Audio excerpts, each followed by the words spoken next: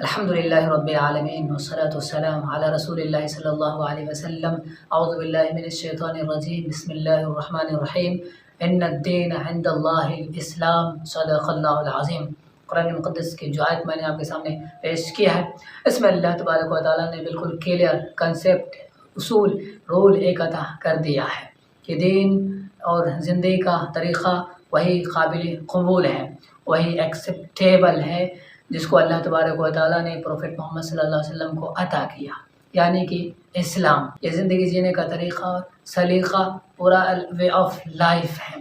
اور اس سے ہٹ کر کے زندگی، ظاہر سی بات ہے، وہ ایک گمراہیت والی زندگی ہوگی، اور خدا اور اس کے رسول کے منشا اور مزاج سے ہٹ کر وہ زندگی ہوگی. یہ جو آیت ہے قرآن مقدس کی، اور یہ جو رول اور جو اصول اللہ تبارک و تعالیٰ نے کلیئر کر دیا ہے اور لوگوں کو دے دیا ہے، اس سے ہندوستان کے بہت سارے مسلمان واقف ہی نہیں ہیں اور زندگی اس سے ہٹ کر کے گزارتے ہیں.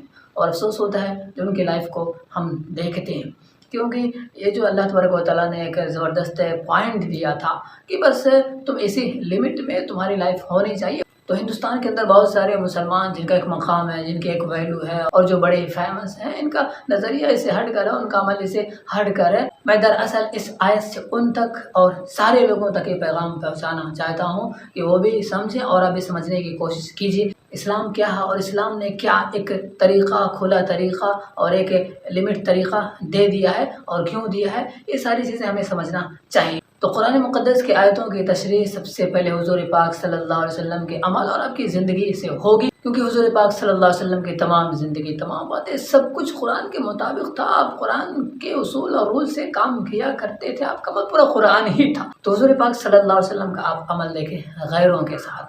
عرب کے اندر بڑے بڑے بادشاہ تھے اور دوسرے مذہب کے ماننے والے بڑے بڑے لوگ تھے، بڑے بڑے عقل مند تھے، عبقری تھے، فلسفی تھے، لیکن حضور پاک صلی اللہ علیہ وسلم نے کسی سے ہاتھ نہیں ملایا. چلو تمہاری بھی چلے گی، ہماری بھی چلے گی، تم بھی صحیح ہو، ہم بھی صحیح ہو، بالکل بھی نہیں.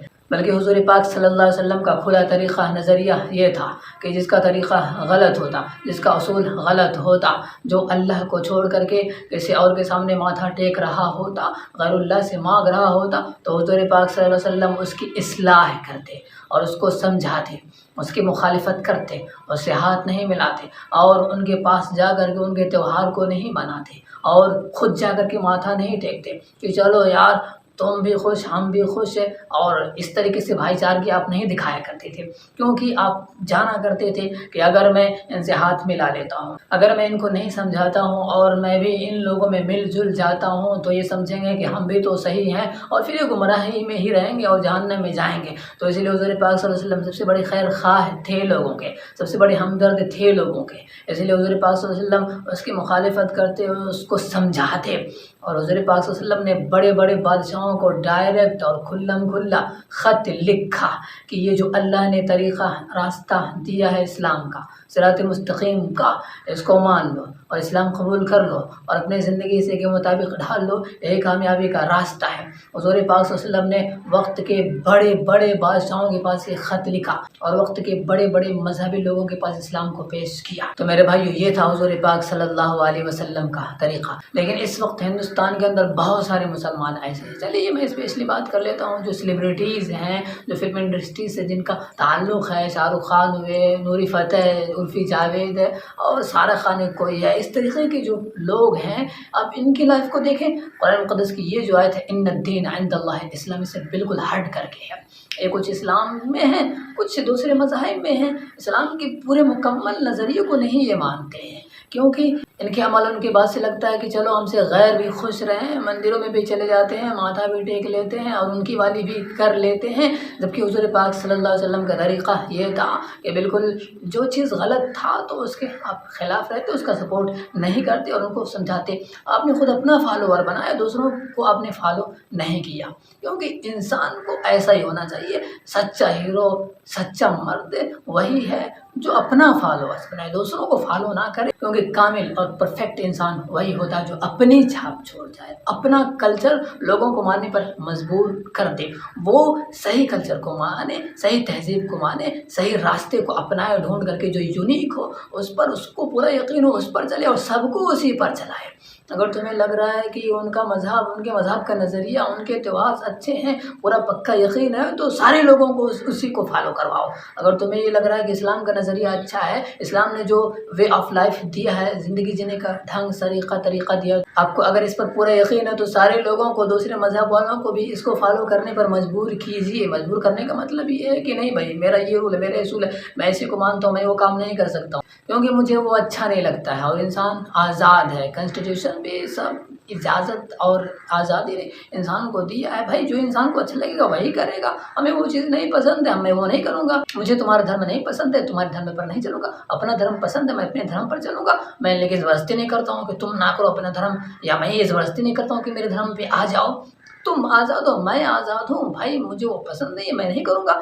تو ایک ایسا کھلا انسان ہونا چاہیے اور بالکل اس طریقے سے ایک راستے پر چلنے والا انسان ہونا چاہیے۔ ظاہر سی بات ہے یہی پرفیکٹ انسان ہے، یہی طریقہ قرآن کا ہے اور یہی طریقہ حضور پاک صلی اللہ علیہ وسلم کی زندگی سے سمجھ میں آتا ہے۔ اور اسی لیے قرآن مقدس میں اللہ تعالیٰ فرماتا ہے وَمِنَ النَّاسِ مَن يَعْبُدُ اللَّهَ عَلَى حَرْفٍ، کہ کچھ لوگ سائڈ میں ہی رہتے ہیں، مکمل میدان میں نہیں آتے ہیں، کہ کوئی مسئلہ ہو تو بھاگ لیں، کوئی اور آ گیا اس سے بھی ہاتھ ملا لیں، مندر بھی چلے جائیں، مسجد بھی چلے جائیں، گرودوارہ بھی چلے جائیں۔ کچھ لوگ ایسے ہوتے ہیں علم الیقین والے، ان کا کوئی ایک رول نہیں ہوتا ہے، ایک اصول نہیں ہوتا ہے، ایک راستہ نہیں ہوتا ہے، وہ سبھی راستے پر چلتے ہیں، سبھی کو صحیح سمجھتے ہیں، جو غلط ہوتا ہے اس کو بھی وہ غلط لوگوں کو خوش کرنے کے لیے پہلے ہی یہ لوگ اللہ کو ناراض کر دیتے ہیں۔ تو ایسے لوگ بھی ہوتے ہیں اور ابھی بھی ایسے لوگ پائے جا رہے ہیں، تو لوگوں کو سمجھنا چاہیے، جو سیلیبریٹیز ہیں، جو خاص طور سے فلم انڈسٹریز کے لوگ ہیں، ان کو سمجھنا چاہیے۔ اور پھر جاوید، سارہ خان، شاہ رخ خان، یہ لوگ عجیب طریقے کی ان کی زندگی کو سمجھ میں نہیں آتا ہے، اسلام کو مانتے ہیں لیکن اس کے باوجود بھی یہ دوسرے دھرم کے کام بھی کرتے ہیں، دوسرے دھرم کے تہواروں میں بھی شامل ہوتے ہیں، مکمل یہ سب وہ کرتے ہیں، ماتھا بھی ٹیکتے ہیں۔ تو ظاہر سی بات ہے قرآن مقدس کی یہ جو آیت ہے ان الدین عند اللہ الاسلام، کہ جو طریقہ اللہ نے دیا، اس کے رسول نے دیا، یہی صحیح ہے۔